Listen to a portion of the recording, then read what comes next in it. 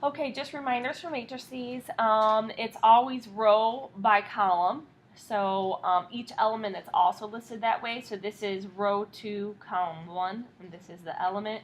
The size of this matrix is an M by N matrix because we have M rows and we have N columns.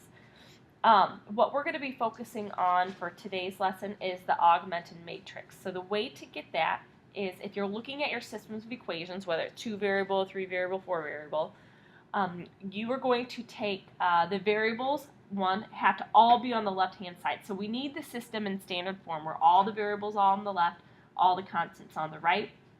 And you're going to take the coefficients of the variables and put them here. So this is your x column. The coefficient in the first row was 3 and the second row was 2. This is your y column, so we have -4, -3.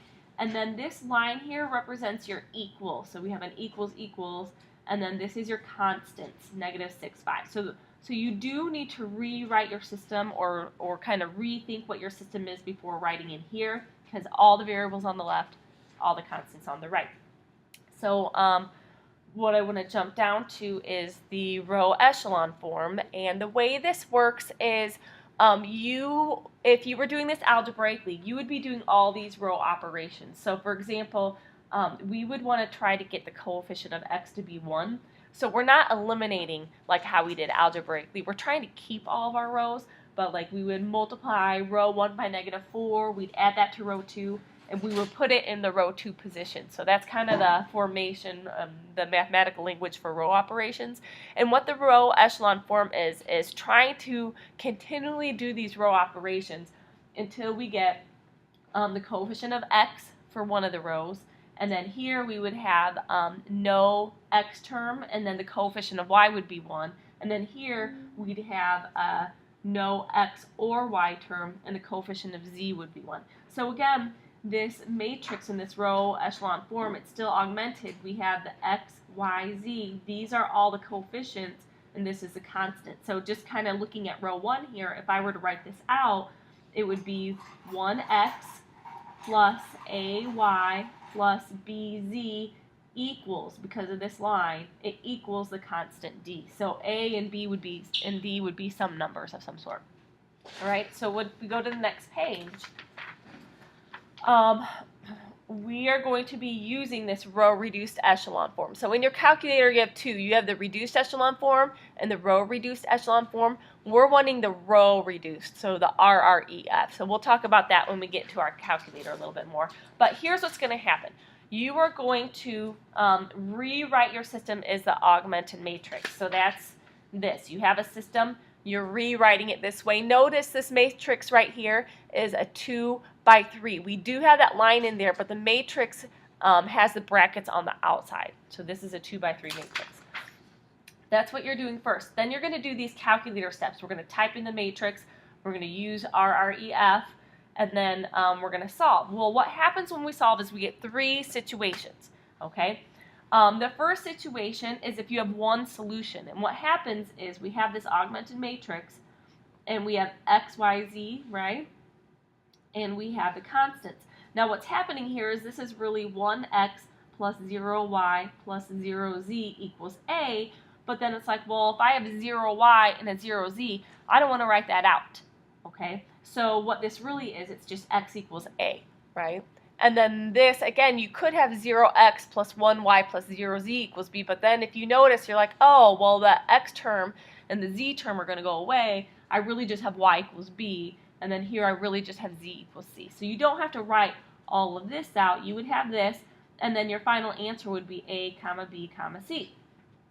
Okay?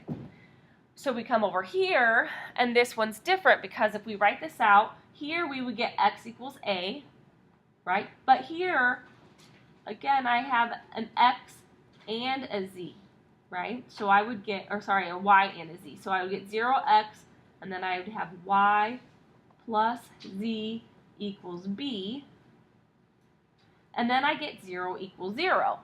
Well, if you get 0 equals 0, that's always true. So what we're really looking at are these two situations. How can I get my ordered pairs from here?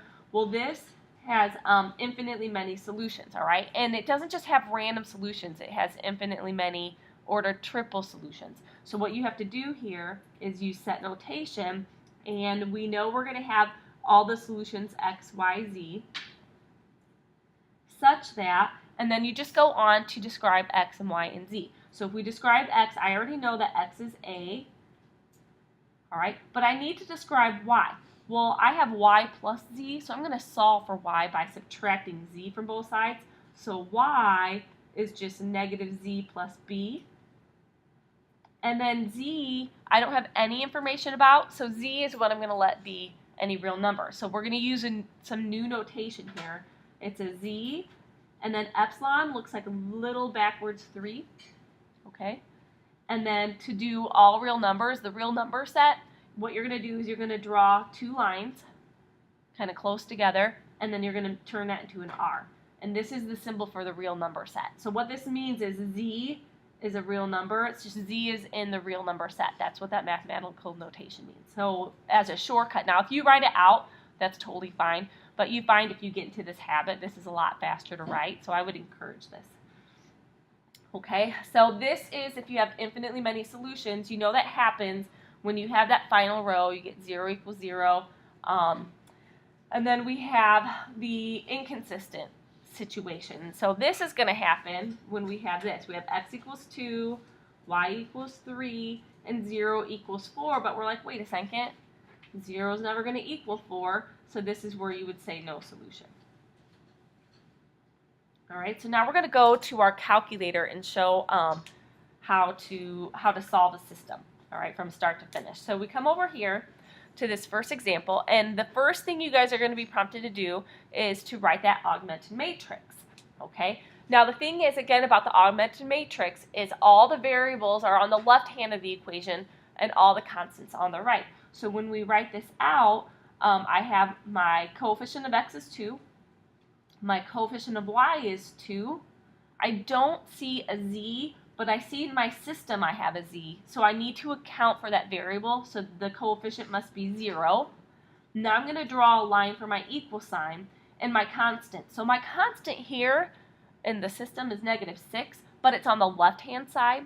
So for me to write it into my augmented matrix, I need to add it to the other side. All right, so this is going to really be a positive 6 here. All right, the next row is already set up. All the coefficients are 1. The constant's on the right-hand side, which is also 1. And here, x is on the left-hand side, so that's 3. Y gives me a coefficient of 4. Z is on the right-hand side, so I know it's opposite of the coefficient. So z is going to be negative 1 because it really needs to be on the other side. And then 13 is on the right-hand side, so that stays. Right, so this is the augmented matrix. That's always going to be your first step when using row-reduced echelon form to solve. So the next thing is we're going to start following these directions, and the first thing you're going to want to do is become comfortable with matrix here. It's secant x inverse. So it's secant and then the button underneath your math button. Okay, so secant x inverse, and then this menu should come up. It's okay if you have stuff in here, no biggie. What you're going to do, I like to just arrow left to get to edit. You could just arrow right twice, right? No biggie. And what the edit button does for us is it allows us to type in the matrices. Now, if I'm only using one matrix at a time, I generally just use matrix A. And I'll just keep changing A over and over again. So I'm going to press enter. And our matrix is 3 rows and 4 columns. So in here, I need to type that. I need to type 3, enter, 4, enter. And what that does is it creates a matrix for us with all the correct spaces. And what I need to do is type the numbers in and press enter after each one. So it's 2, enter, 0, enter, 6, enter. And then it brings me to my second row. 1, enter, 1, enter, 1, enter, 1, enter.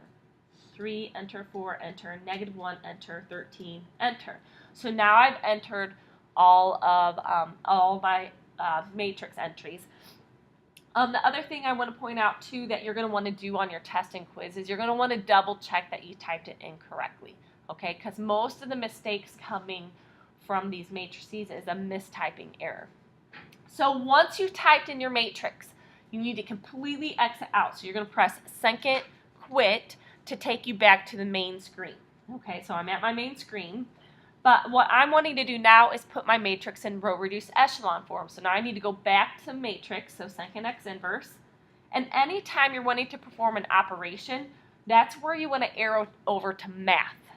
And we have all these operations that we can perform on our matrix, and we are looking for RREF, which is B. Okay, so you can arrow up or down to get there, but we're looking for RREF. We press enter, and what that does, it takes us back to our main screen, and it's prompting us right now for the matrix we want to use. Well, I'm only going to be typing it into matrix A, so I'm going to press second x inverse, and this is where you use the names. All right, so the names are when you want to perform an operation on it. So I press enter, and now I have my row reduced echelon form of A. I press enter again, and this is what we're going to write here.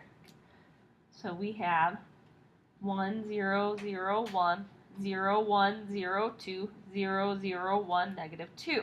All right, but this, just so you guys know, the calculator can't write this, but this is also in that augmented form, okay, such that we still have x, y, z, and our constant. And this is your best case scenario because the solution is really easy to see. Because what we really have here is 1x plus 0y plus 0z equals 1. And then we have 0x plus y plus 0z equals 2. And 0x plus 0y plus 1z equals negative 2. The thing is, I don't care about these zeros. They go away. 0 times y is 0. 0 times z is 0. So I really have x plus 0 equals 1. So if I were doing this, I would probably just jump and recognize that, oh, x equals 1, y equals 2, and z equals negative 2. And then all you have to do from there is write the solution. So we have 1, 2, negative 2. Okay, so then if we go to this one, we want to write the augmented matrix. So again, I have this row reduced echelon form of A. So when I go in, I'm going to go to second matrix, and I'm going to edit, and I'm going to edit A. So I'm going to replace this matrix. So let's write this one out. We have 1 for x. You got to be careful. The next one here, this should be y. And y is on the right-hand side, so I need to make this negative 1 to get it on the left-hand side with the variables, and then z is positive 1, and that equals 8. This part right here, this is one of the most commonly missed. A lot of people will put 1, 1, negative 1. All right, so we have 2, 3, z's on the other side, so that's negative 1. Constant is okay. And then 3, y is on the opposite side. Z is on the opposite side, and 9 is on the right side. All right, so we have our augmented matrix. I'm going to type this guy in. So 1, negative 1, 1, 8, 2, 3, negative 1, negative 2, and 3, negative 2, negative 9, 9. So I have it typed in, and I'm going to quit. Now, instead of going through these steps where I went to matrix, math, and like arrow down to this row reduced echelon form, there's a couple things you can do. Most of you guys can just arrow up to get to that command. Some people need to press second enter to retype that in, so you can do either of the two. So if I arrow up, notice I can arrow up and press enter. All right. The other thing you could do, if you press second and then enter, all right, that brings it up too. So either one, arrow up or second enter. And this time when I press enter, it's going to do matrix A again, but my matrix A is different because I typed a different system in there. So now we have 1, 0, 0, 4, 0, 1, 0, negative 3, 0, 0, 1, 1. And this means I have x equals 4, y equals negative 3, z equals 1. So then my final solution is 4, negative 3, 1.